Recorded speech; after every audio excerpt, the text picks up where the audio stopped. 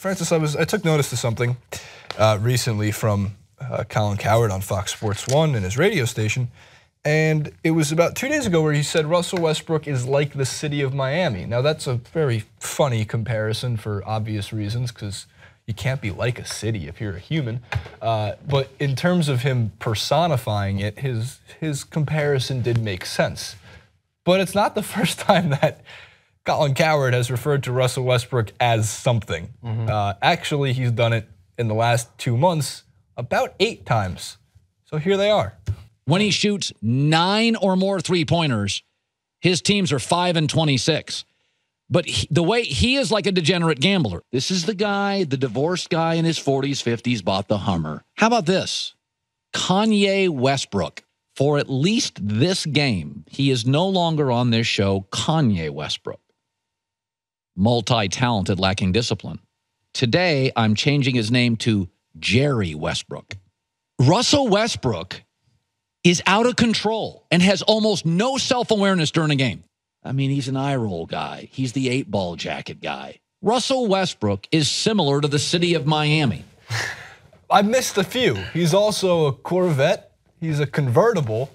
And at one point, I believe he was the down payment on a house. Right. So again, I'm making fun of Cowherd in a way. Don't get me wrong. And this is somebody who I like a lot more than it comes to other, in my opinion, analysts. And look, and he's a hot take guy too. But the credit I give Cowherd is that the way he backs up his takes are merited to a certain extent, and that is fine by me. I do believe that Colin Cowherd does not love Russell Westbrook. I believe that wholeheartedly.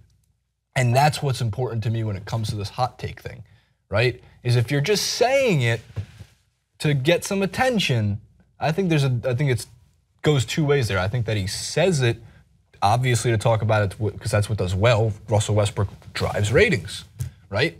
But I think he also believes it, and that's what's important. He's averaged a triple-double for the entire season.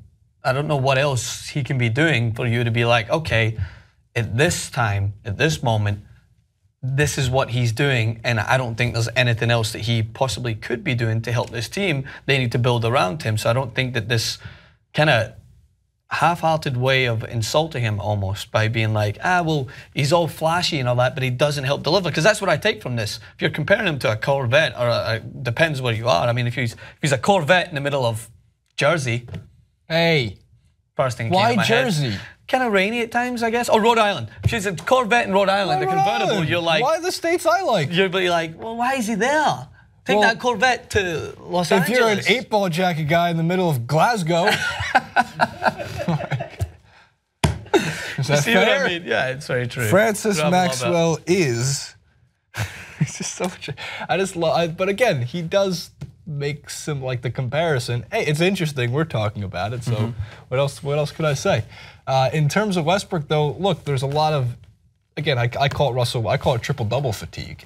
Right? It's like this was Nick Whalen, who we had on, editor over at RotoWire, made a very good point on one of the podcasts. He said, if this Russell Westbrook, if this was happening 10 years ago, before the advanced stats were around, before you can say, well, James Harden's win shares, his estimated value added to the team is so much higher than Westbrook's, before anybody was saying that, it wouldn't even been a discussion. Triple-double average, here's your MVP award. Yeah. Wouldn't even been a question. Or it might have also been LeBron James. There was an emphasis there. But like defensive metrics are what make Kawhi Leonard an MVP candidate. He would never have been an MVP candidate 10 years ago.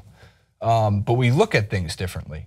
The thing I look at is the Thunder are, I believe, 33-8 when Russell Westbrook triple-doubles. I'm not really sure how much better, how much more value you can add. So all things considered, Russell Westbrook is an MVP to me. Russell Westbrook really is going to be the type of player, if he never wins a championship, that you should be comparing to AI, because he's going to have the type of profound impact on fans that there's people who love AI and there's people who hate AI. There are people who love Westbrook and there's people who hate Westbrook, but you're going to get a big group of people who are going to hold Westbrook as my favorite ever player in the history of basketball because of the way he plays the game.